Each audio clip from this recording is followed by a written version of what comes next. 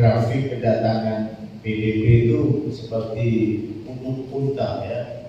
Tuh, pertama tinggi, terus kalau turun nanti udah akhir-akhir baru naik lagi gitu. Ya, tapi puji Tuhan beberapa tahun belakangan ini ya ini kita selalu konstan ya. Jadi puji Tuhan ya luar biasa. Jadi PDB bukan hanya greget di depan, tetapi betul-betul sepanjang PDB kita bisa menikmatinya. Dan hari ini kita sampai di dalam hari yang ke-6 dan ini bicara tentang dikuatkan untuk bersaksi. Ya, mari kita buka di dalam dalam Kisah Para Rasul 1 maksudnya ya, ayat yang ke-8 ya. Ini perintah Tuhan kepada murid-murid untuk stay di Yerusalem. Dikatakan begini, tetapi kamu akan menerima kuasa kalau Roh Kudus turun ke atas kamu, dan kamu akan menjadi saksiku di Yerusalem dan di seluruh Yudea dan Samaria dan sampai ke ujung bumi. Jadi rupanya Tuhan kasih Roh Kudus. Rakus itu kuasa, kita sudah belajar itu kemarin ya. Bagaimana kuasa itu harus disertai dengan karakter ya. Kalau kita punya kuasa yang hebat, kita punya talenta yang dahsyat, tapi karakternya nol, wah itu bukan hadiah, tetapi itu kehancuran ya. Mari kita belajar dari satu tokoh namanya Simpson ya. Simpson itu karakternya nol tapi hadiahnya luar biasa ya. Jadi berat. Nah, ketika Roh Kudus turun atas kita, saya yakin kita semua akan punya kuasa, kita punya talenta, kita punya kemampuan. Untuk apa? Dikatakan di sini, dan kamu akan menjadi saksiku. Jadi rupanya kita ini dipakai Tuhan untuk menjadi amplifier atau pembesar, penguat dari karya Tuhan. Tuhan Yesus itu disalib, mati, dan bangkit, dan naik ke surga. Selesai. Kemarin saya sudah bicara tentang bagaimana Tuhan punya misi itu komplit ketika Tuhan Yesus naik ke surga. Selesai, komplit. Cuma masalahnya, kalau tidak ada yang memberitakan, kalau tidak ada yang bersaksi, coba menurut Anda berapa orang yang akan diselamatkan? Mungkin hanya 12 ya. Oke lah, 120 ini yang berkumpul di Yerusalem menunggu Roh Kudus turun, 120, berarti murid-murid Tuhan Yesus 120. Oke, ada 120 orang yang terima Kristus. Apakah lebih dari itu? Kayaknya sulit kalau mereka tidak bersaksi. Jadi pekerjaan Tuhan, karya Tuhan itu sempurna. Cuman problemnya Tuhan mau menggandeng kita sebagai agen-agen untuk kita bersaksi ke dunia ini. Supaya apa? Supaya dampak yang dihasilkan dari kematian Kristus yaitu bisa membawa seluruh umat manusia datang kepada keselamatan. Gitu ya.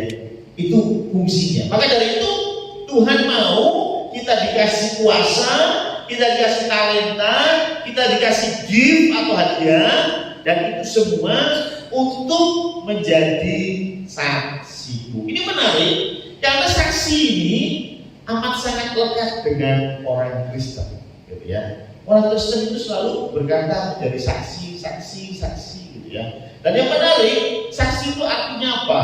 Saksi itu artinya orang yang melihat langsung, orang yang mengalami langsung. Gak boleh orang yang belakang tangannya. Nah, itu bukan saksi. Ya.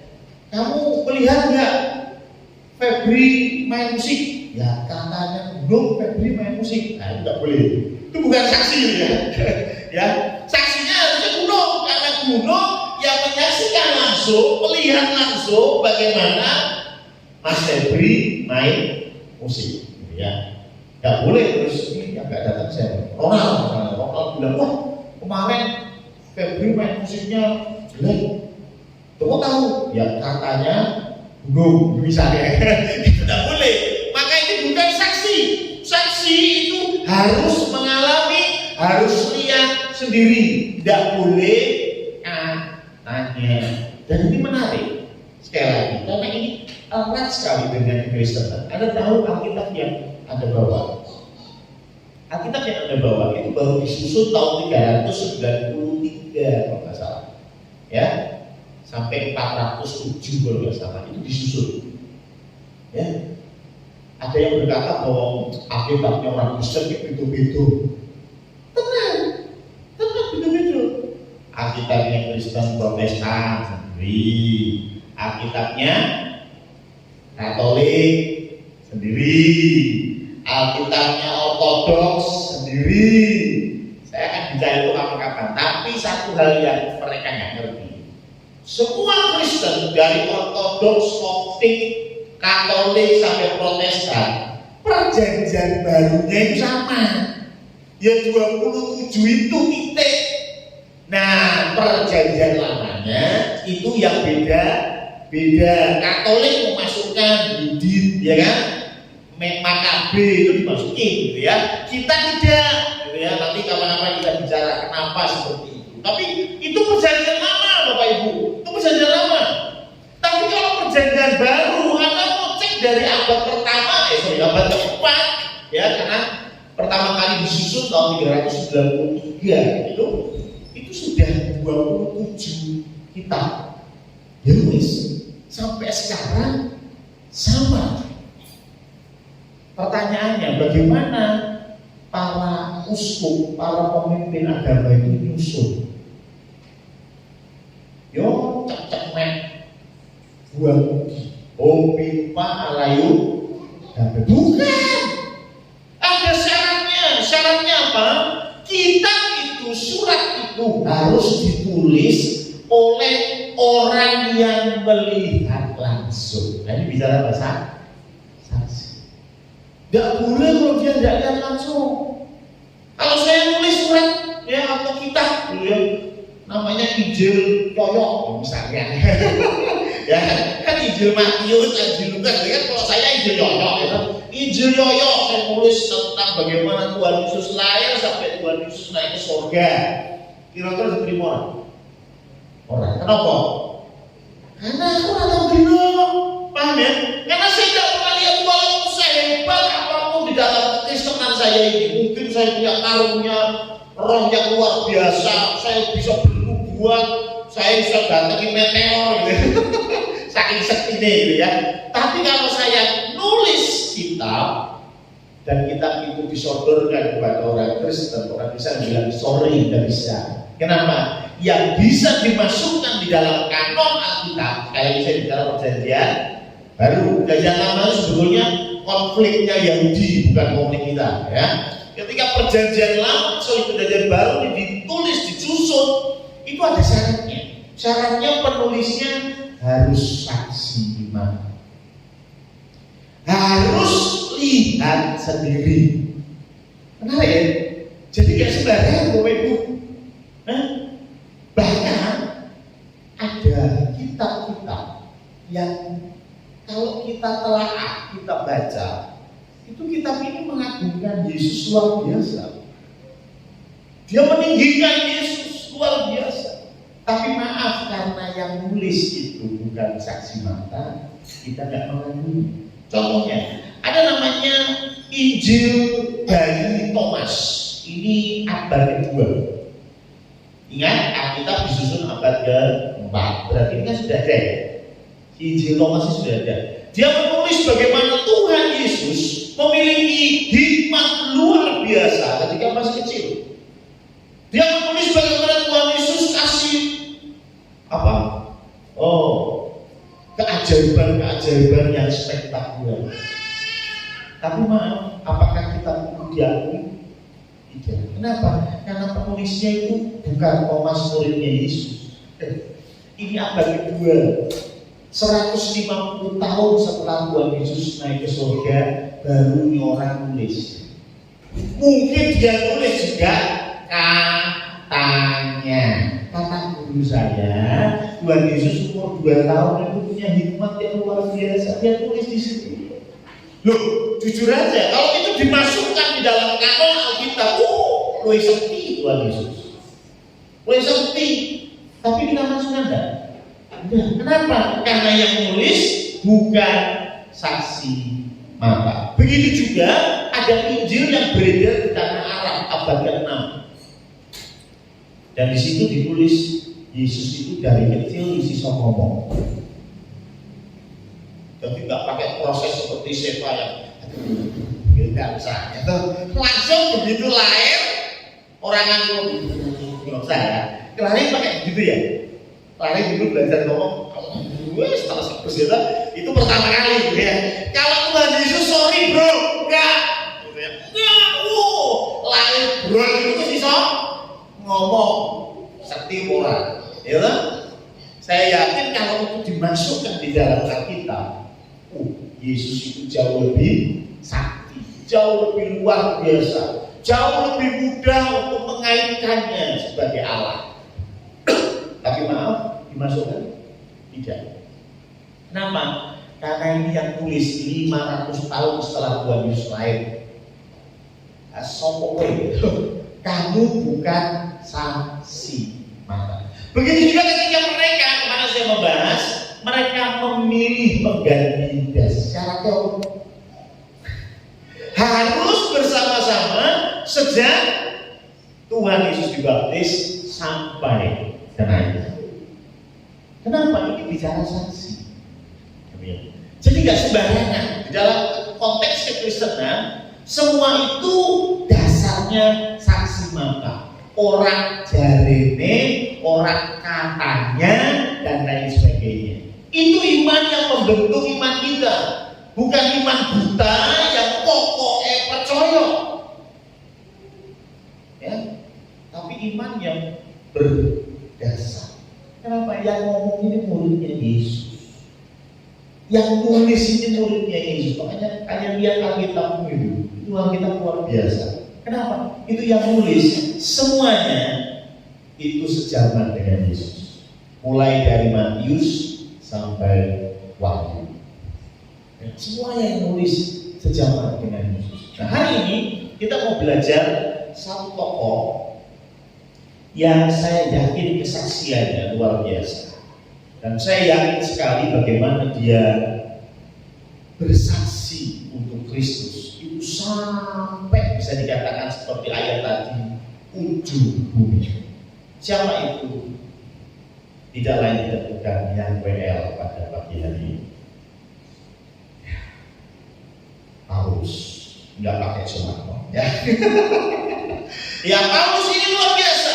Kenapa? Karena Paulus ini dia melakukan paling tidak ada 2 perjalanan yang cukup panjang untuk dia melakukan roadshow. Untuk apa? Penginjilan. Setiap tempat dia injili. Setelah jadi beberapa jemaat 1 tahun, 1,5 tahun, selesai 3. Ya, terus dia kerja lagi, pindah lagi, pelayanan lagi 6 bulan, selesai 3.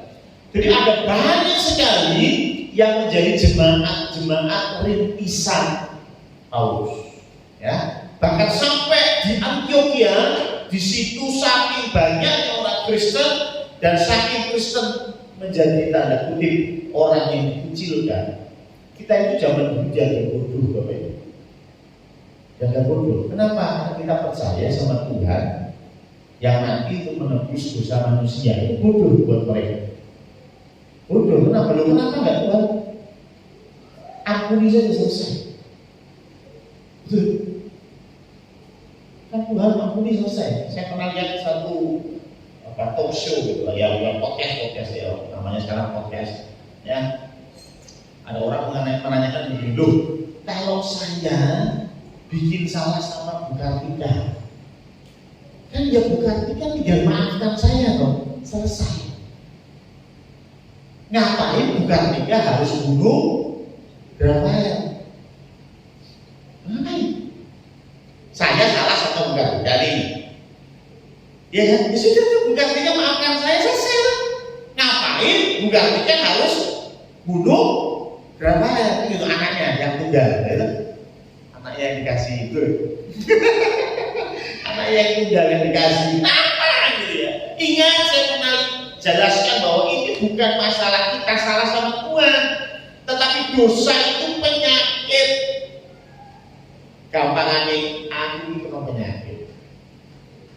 Gara-gara dikasih tahu jangan keluar rumah tanpa masker, saya nekat keluar rumah nggak pakai masker. Saya sakit. Satu-satunya obat untuk membuat saya bisa sembuh bukan ketika harus membunuh berapa. Itu Pak. Ya. Satu-satunya cara bukan ketika untuk membuat sebuah obat adalah membunuh Rafael, harus dibikin obat. Dan bukan tidak Tuhan. Saya mau tanya, aku ini sopo? Kok sampai bukan tidak mau mengorbankan Rafael untuk saya itu? Lu bener ya? Itu logikanya. Bukan berarti terus dimaafkan aja. Bukan masalah itu. Ya dosanya harus diberesin. Penyakitnya harus diberesin. Virusnya harus diberesin.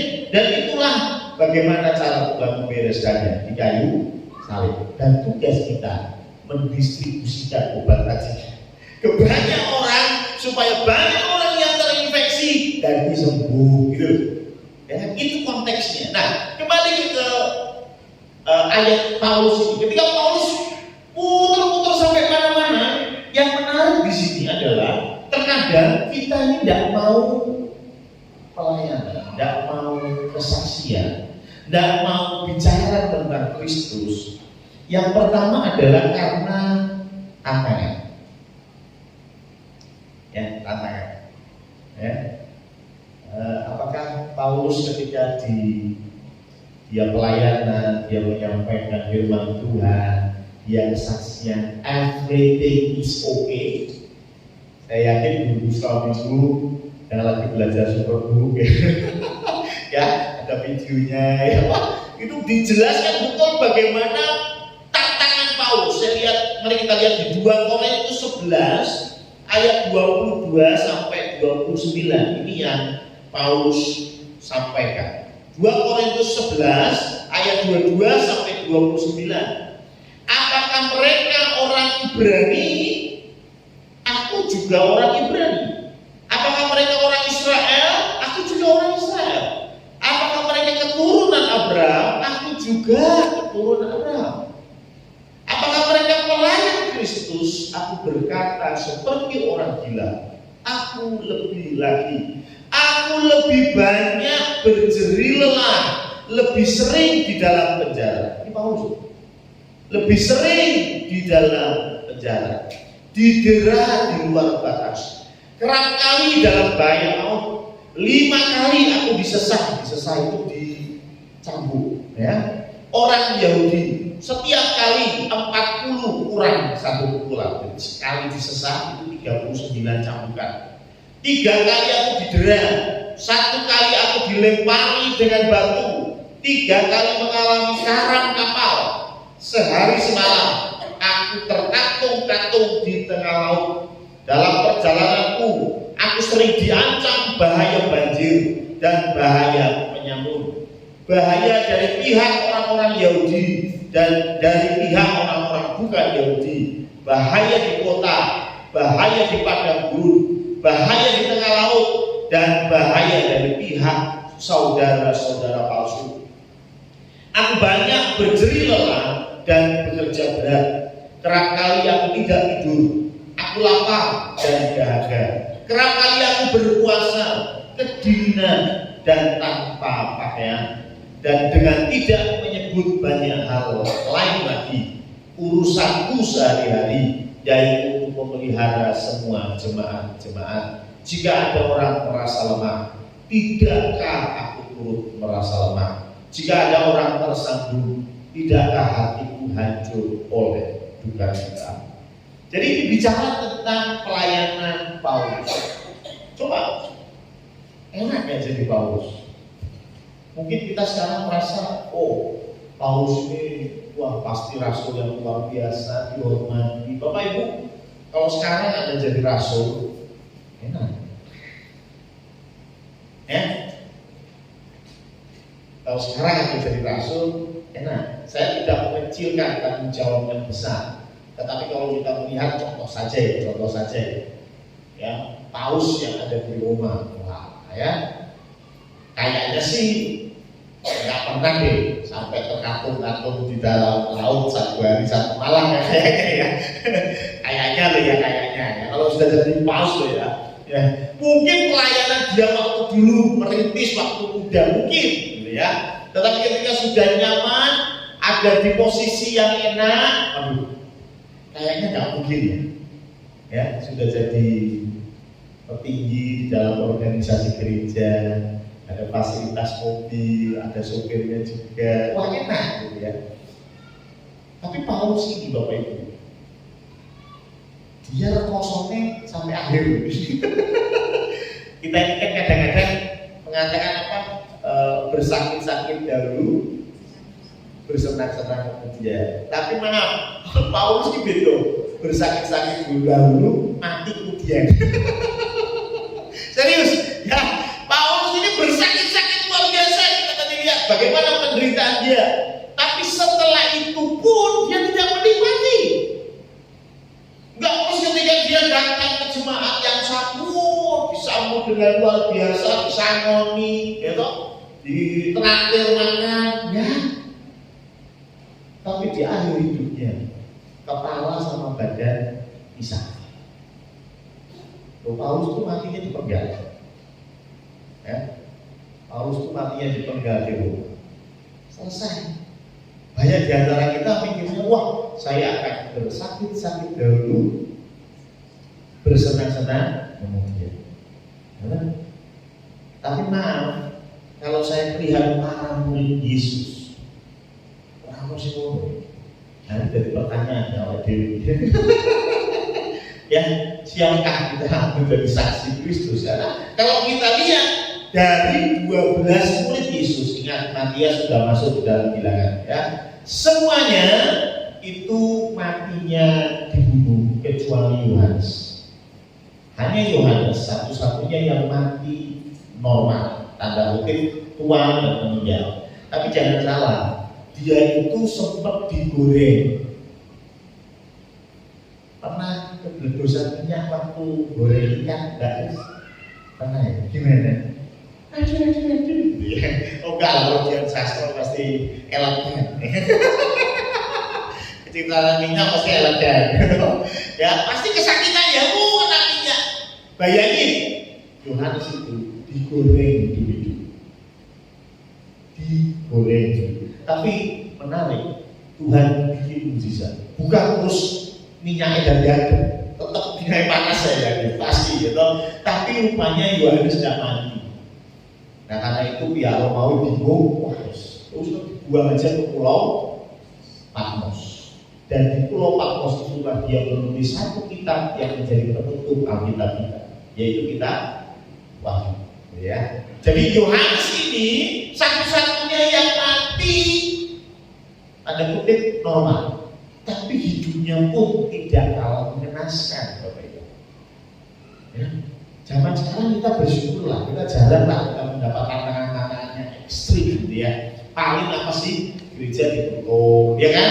Gak boleh ibadah, akhirnya ibadahnya emper di luar, ya kan? Ibadah di rumah salah satu jemaat digudung, ya kan? Paling itu ya, dibengak-bengoi, ya kan? Suruh tidak mau menolak pembangunan gereja. Nah, paling itu aja ya, itu aja. Bukan saya mau mengatakan bahwa itu kurang Tuhan bikin yang lebih tersiksa, bukan. Saya nggak minta itu. Tapi kalau kita bandingkan dengan apa yang dialami oleh murid-murid Tuhan, itu ngeri loh. Itu jauh lebih mengerikan. Ya, Markus yang menulis kitab Markus, Injil Markus, ya itu muridnya Lukas, ya dan Paulus juga. Dia pergi ke Mesir. Dia mengabarkan Injil di Mesir, dan dia menjadi paus pertama bagi Koptik Mesir, itu Markus. Tapi yang menarik matinya enggak. Jadi dia itu ditali, dan talinya diikatkan di kuda dan kudanya serulah, jadi dia diseret sepanjang jalan. Dan jalannya mulus seperti itu zaman dulu ya masih kerikil, ngaku nih, sekarang itu matinya. Petrus matinya gimana? Disalib terbalik. Jadi semua itu matinya gak ada yang enak. Ya. Ini berbeda sekali dengan pemahaman para murid ketika mereka sebelum kepenuhan Kudus.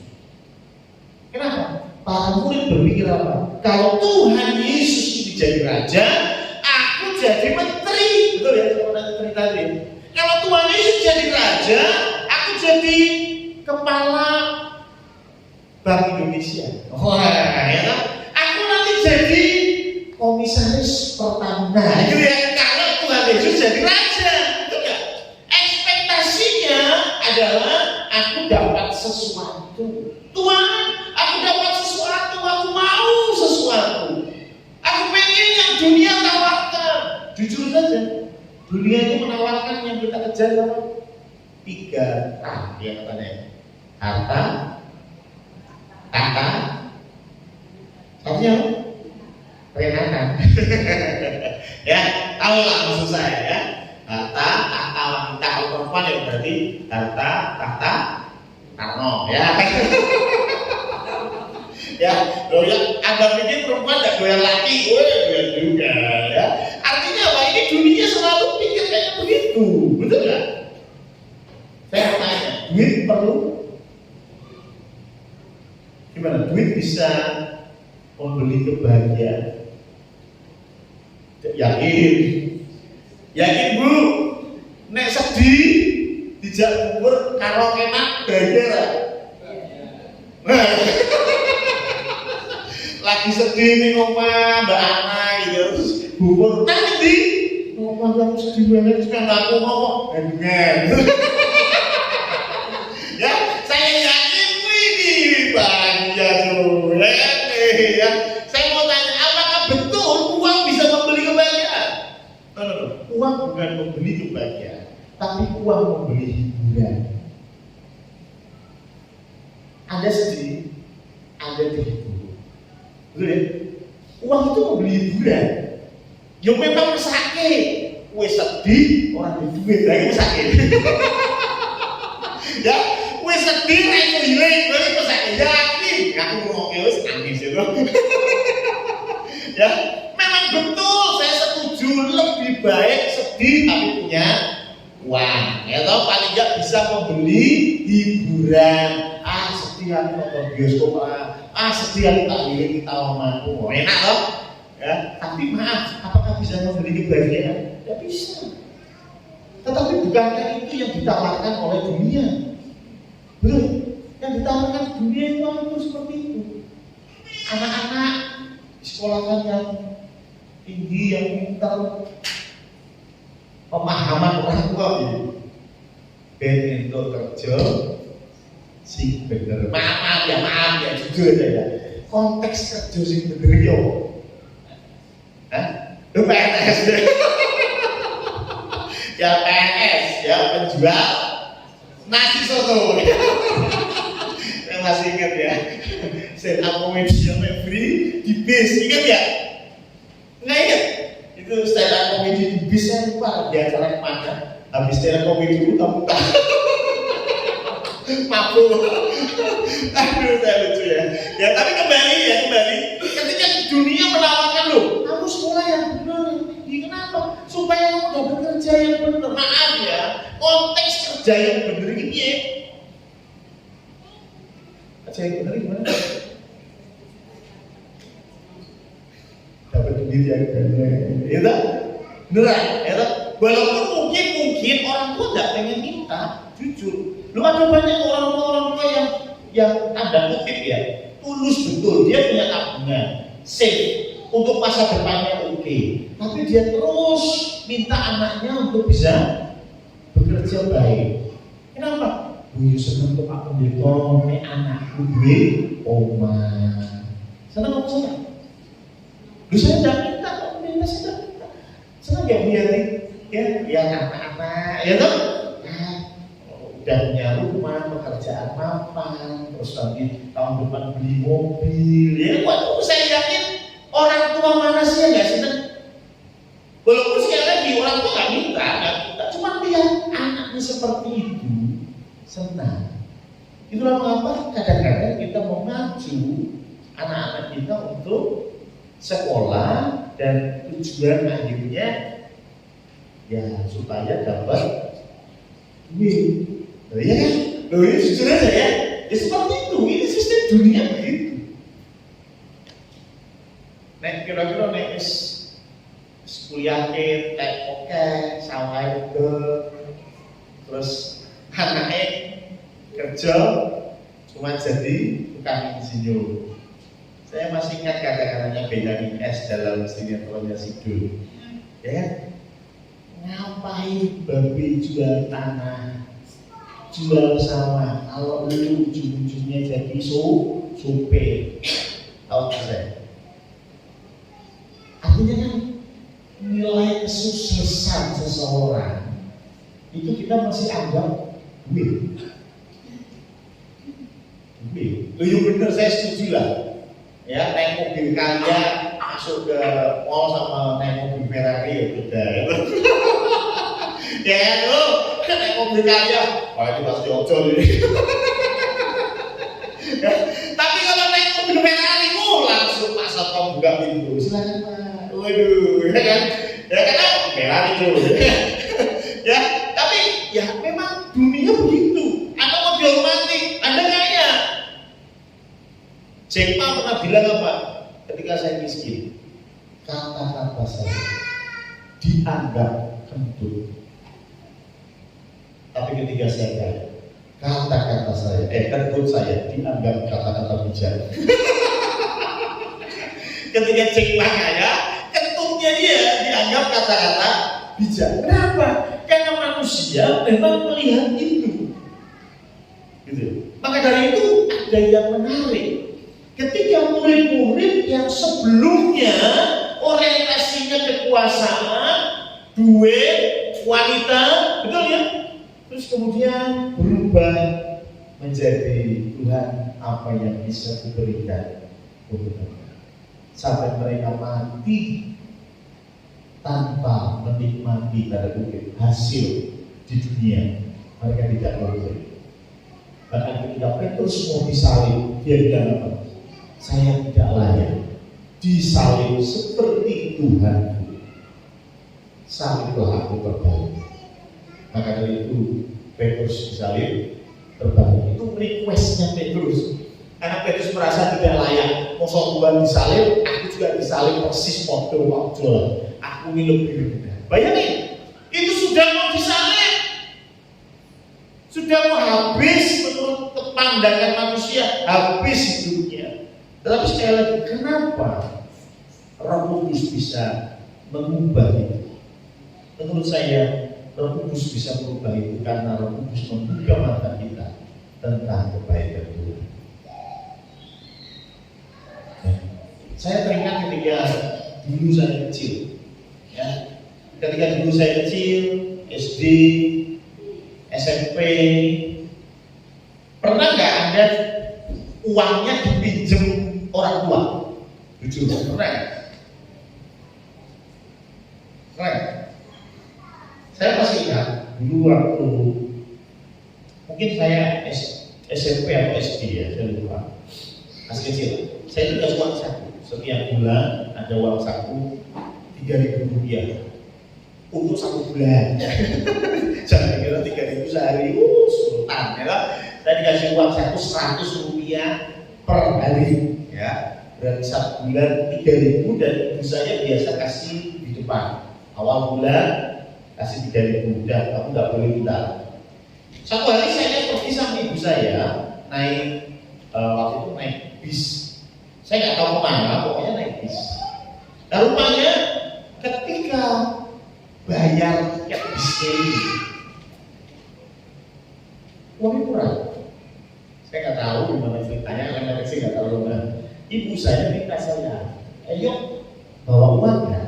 Uang saku ada, ibu saya pinjam untuk bayar bis karena kurang uangnya. Dan Anda tahu, sampai rumah saya tanya, sampai rumah, ibu uangnya yang tadi balikin dong. Tahu kenapa saya begitu? Nah, karena saya belum mengerti kasih seorang ibu. Tahu ya? Tapi kalau coba Mbak Kartika pergi sama mamanya Mbak Kartika, itu contohnya, pergi sama mamanya Mbak Kartika dan mamanya pinjam uang Mbak Kartika. Maaf ya, kok tak kira, Bu, suasana kita harus betul nggak? Kenapa yang dulunya saya ulang dan menagih itu, ya kan? Lalu saya bisa berubah menjadi orang yang seperti Mbak Kartika. Ketika orang tua mau, ya sudah, ya. Ini hanya sedikit. Ya. Kenapa saya bisa berubah? Saya yakin karena saya semakin mengerti kasih ibu kepada saya. Saya semakin mengerti kasihnya Bapak kepada saya. Betul? Betul ya? Jadi artinya apa? Saya percaya kenapa murid Kristus yang tadinya menuntut Tuhan, saya pengen hak saya. Tuhan, siapa yang terbesar di antara kita? Betul ya? Murid-muridnya pernah nanya begitu. Tuhan, siapa yang paling besar? Maksudnya mereka apa? Duh, yang paling besar ini jadi sekretaris kabinet. Kalau yang paling rendah, ya setelah komisaris utamanya gagal kepala gitu ya. Jadi mereka ini menanyakan siapa yang paling besar, karena mereka mau bagi-bagi hasil. Mereka berpikir bahwa Yesus akan berperang dengan Romawi, Yesus menang, Yesus jadi raja, dan kita kecipratan. Itu pemikirannya. Tetapi ketika mereka sudah ada di fase kepenuhan Roh Kudus, iya, mereka tidak pikir itu lagi. Akhirnya mereka sudah dicelupkan matanya bahwa Allah mengasihi mereka. Mereka tidak ada apa-apa. Ya. Apa yang mereka inginkan tidak terjadi. Mereka ingin jadi menteri yang tidak terjadi. Mereka ingin jadi pembesar yang tidak terjadi. Tetapi tidak ada penyesalan di dalam hidup mereka. Mereka mengiring Yesus, terus memberitakan Injil. Walaupun Paulus tadi kita lihat bagaimana tantangan hidup di dalam kehidupan Paulus dalam penginjilan, mengerikan sekali. Jadi kalau kita merasa sulit untuk kesaksian, sebenarnya bukan sulit, tapi cintamu pada Tuhan belum besar. Roh Kudus yang akan membesarkan cinta. Ayo minta sama Roh Kudus supaya apa? Supaya kita semakin mengasihi Allah. Dan ketika kita mengasihi Allah, maka kita akan dikuatkan untuk bersaksi. Kenapa? Karena kita tahu hatinya Allah. Kalau kita tidak mengabarkan Injil, tidak semua orang diselamatkan. Sedangkan Tuhan rindu semua orang diselamatkan. Yang kedua, terakhir, maaf sedikit panjang. Yang kedua, dikatakan bagaimana kita seringkali susah untuk bersaksi, untuk mengabarkan Injil, karena kita merasa kita punya masa lalu yang kelam. Kita merasa punya masa lalu yang tidak layak untuk kita ceritakan. Tapi yang menarik bisa dilihat di dalam Filipi 3 ayat 1-8. Paulus menceritakan tentang masa lalunya. Akhirnya saudara-saudaraku, bersukacitalah dalam Tuhan. Menuliskan hal ini lagi kepadamu tidaklah berat bagiku dan memberi kepastian kepadamu. Hati-hatilah terhadap anjing-anjing, hati-hatilah terhadap pekerja-pekerja yang jahat, hati-hatilah terhadap penyunat-penyunat yang palsu. Karena kitalah orang-orang bersunat yang beribadah oleh Roh Allah dan berpegang dalam Kristus Yesus dan tidak menaruh percaya pada hal-hal lahiriah. Sekalipun aku juga ada alasan untuk menaruh percaya pada hal-hal lahiriah. Jika ada orang lain menyangka dapat menaruh percaya pada hal-hal lahiriah, aku lebih lagi. Lalu Paulus menceritakan masa lalunya. Disunat pada hari ke-8 dari bangsa Israel, dari suku Benyamin, orang Ibrani asli, tentang pendirian terhadap hukum Taurat. Aku orang Farisi. Tentang kegiatan aku menganiaya jemaat, tentang kebenaran dalam mentaati hukum Taurat, aku tidak bercatat. Tetapi apa yang dahulu merupakan keuntungan bagiku, sekarang kuanggap rugi karena Kristus. Malahan segala sesuatu kuanggap rugi karena pengenalan akan Kristus Yesus Tuhanku lebih mulia daripada semuanya. Oleh karena dialah aku telah melepaskan semuanya itu dan menganggapnya sampah supaya aku memperoleh Kristus. Kadang kita merasa kita tidak bisa kesaksian karena kita punya background masa lalu yang buruk. Paulus bilang masalah menganiaya jemaat 6 bulan.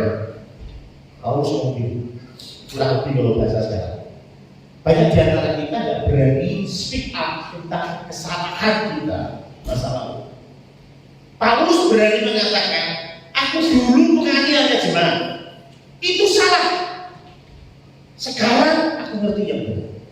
Banyak di antara kita nggak berani ngomong tentang hal yang kita lakukan yang salah di masa lalu. Padahal itu penting Bapak Ibu.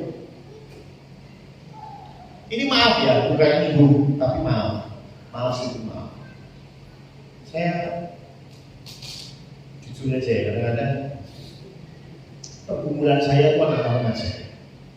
Ya, pergumulan saya anak-anak remaja. Bagaimana anak-anak remaja ini mulai lirik kanan, lirik kiri, cari jodoh, betul ya? Dan begitu banyak anak-anak yang jatuh di jodoh yang salah, betul? Ya, biasanya ini maaf ya, kalau pas sama dengan kondisinya dengan ya diampuni lah, bukan berarti saya nggak pasti ya, cuma memang sengaja saya pasti, gitu. Ya, banyak kasusnya apa? Nikah beda agama. Ya. Tapi yang jadi permasalahan adalah tidak banyak yang berani suka. Saya sekalian hari ini ngajak teman-teman yang memang punya background seperti itu, dan Anda tahu itu menghasilkan masalah demi masalah dan masalah demi masalah. Bukannya kita bisa share itu sama anak-anak remaja? Loh, bukan berarti kita bongkar aib Pak Pendeta, bukan masalah itu. Ini kebaikan apa? Supaya anak-anak jadi dibukakan gitu ya, nggak sembarangan gitu. Nah sekarang kalau yang ngobrol itu buji misalnya, anak-anak ya kalau cari pacar itu yang seiman. Anak-anak buji aja Pak Padre seiman. Memang saya ngomong, kan buji belum pernah dapetnya nggak seiman. Oh tantangannya besar, malah mereka yang mau baik buji. Pak Andre sebagai pembina remaja, ayo anak-anak pacaran mau pakai yang bukan Kristen. Pacaran tuh yang bisa sama Kristen. Nggak apa-apa lah Pak Andre. Jangan. Pak, nikah itu harus yang agama yang Kristen sama-sama taat orang tua. Pak Andre nggak seru. Pak Andre masalahnya nikahnya sama Mbak Jopan sih, sama-sama anak remaja. Dulu ke gereja juga bareng. Kita dong seru. Kalau kita berdoa, saya berdoa dalam nama Yesus, sana dalam nama yang lain. Ya toh? Kalau Yesus nggak tolong, minimal yang situ tolong. Ya, jadi dua gitu kan. Malah Pak Andre dikot baik. Lu jangan saya ngomong, bocah-bocah takut Pak Andre ya toh. Nah, saya tuh rindu, ayo kita. Ada nggak sih yang mau speak up? Apa tidak saya mau sharing kehidupan saya di tengah-tengah anak remaja. Sharing ini bukan bicara masalah buka aib, tetapi karena kita punya kasih dengan anak remaja. Anak remaja, iya memang betul. Kamu melihat si A dan B itu beda agama, pendeta, yuk baik-baik saja, nggak cerai, semuanya aman, sampai kakek nenek juga, ya mereka damai-damai saja, betul. Cuma maaf ya, kalau saya bilang ke anak-anak, kalau anak-anak kalian itu ada di posisi saya melihat sudah lebih banyak dan secara statistik banyak yang kacau daripada kacau, haus. Tapi mereka ini kan perlu kita datang bersaksi. Jadi bersaksi itu bukan bicara tentang saya mengikut Tuhan dari SMP sampai sekarang dan Tuhan terus menjaga jalan saya semakin naik, saya menjadi kepala bukan jadi ekor. Ya bagus kalau organisasinya seperti itu. Tapi bukan kehidupan kita terkadang bahkan biasa saya bilangnya bahkan Tuhan bisa pakai masa lalu kita yang kelam itu untuk kita menjadi berkat buat orang. Saya pernah ngomong waktu itu kita punya program apa ya, Mbak Arni kan ya, yang masalah komsel keluarga itu. Saya juga bilang begini, loh, Anda bisa sampaikan nanti, loh saya ini sama istri ribut terus ini, sudah 25 tahun ribut terus. Loh, ini bisa dijadikan bahan kesaksian supaya yang lain jangan niru saya. Loh, betul. Kenapa kok kamu ribut 25 tahun? Ayo kok begitu? Ya pokoknya berjalan begitu saja tiba-tiba kita nggak bicara lagi. Berarti apa? Masalah harus diselesaikan. Kalau ada masalah nggak diselesaikan, ketumpuk masalah lain nggak diselesaikan, ketumpuk masalah lain, tiba-tiba suami istri sudah tidak lagi saling sapa. Kenapa masalahnya? Ya, lari, pokoknya aku belum lagi jagel pokoknya. Keri. Ya, karena apa? Karena masalahnya kumpul nggak pernah diselesaikan. Nah, ini kita bisa sharing kepada yang lebih muda dari kita supaya mereka tidak masuk ke lubang yang sama. Tadi banyak di antara kita merasa jangan. Saya mau kesaksian yang bagus-bagus lah. Saya mau kesaksian yang saya diberkati Tuhan. Padahal Tuhan pakai banyak cara untuk kita bisa menjadi saksi. Betul ya? Okay. Bahkan kesalahan kita pun bisa menjadi saksi.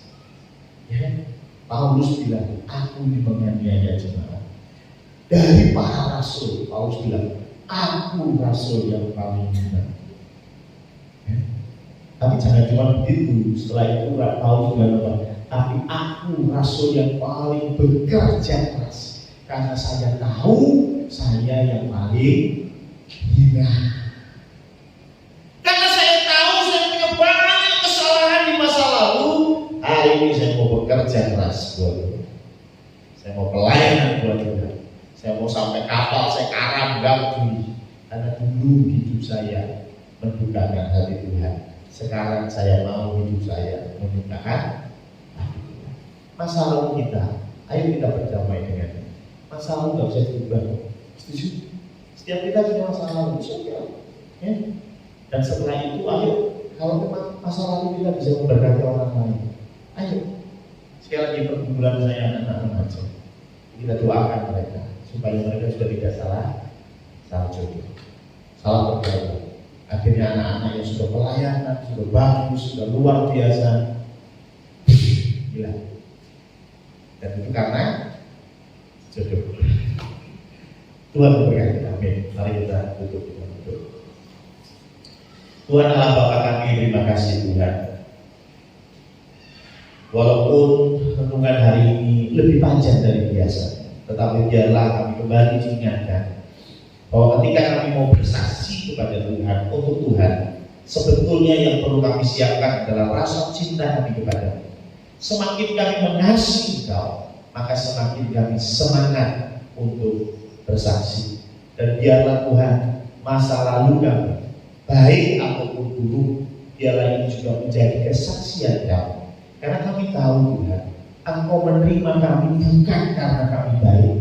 Engkau mau terima, tebus kami, angkat kami dari lembah kekelaman, bukan karena kami baik, tetapi karena kami tidak layak. Tetapi Engkau mengasihi kami. Itulah indahnya bagaimana Tuhan menggendong kami, membawa kami dari gelap kepada terang yang ajaib. Biarlah Tuhan, firman yang kami sudah dengar ini kembali mengingatkan kami untuk terus bersaksi dimanapun kami berada. hanya di dalam nama Tuhan Yesus Kristus kami berdoa. Amin. Ya, maaf agak panjang ternyata, hampir 50 menit kembali ke habit saya ya. Oh, banyak 1 jam maksudnya. Maaf ini habit yang kurang baik ya. Kita masuk ke pengumuman Bapak Ibu, cepat saja minggu depan. Besok kita masih di dalam PDP, dan ini PDP yang luar biasa besok ini ya. Karena apa? Karena satu hari Kamis. Hubungannya apa? 5 Juni. Nah, ada hubungannya juga. Ini yang spesial karena ujiannya Ibu Iren. Ya, ujian Ibu Iren, musik saudara Dian. Saudara Dian, Bapak Elisa dan Bapak Andrianto. Ya. Nah, ini yang saya bingung adalah siapa yang gendong Seva. Kayaknya saya minta tolong Pak Sugeng. Oke. Jadi saya tambahkan ya, petugas gendong Seva. Pak Sugeng ya. Sekali lagi itu yang akan melayani besok ya, hari Kamis 5 Juni jam 7 masih sama. Saya kira itu saja untuk pengumuman hari ini. Mari kita bangkit berdiri, kita akan tutup di dalam doa.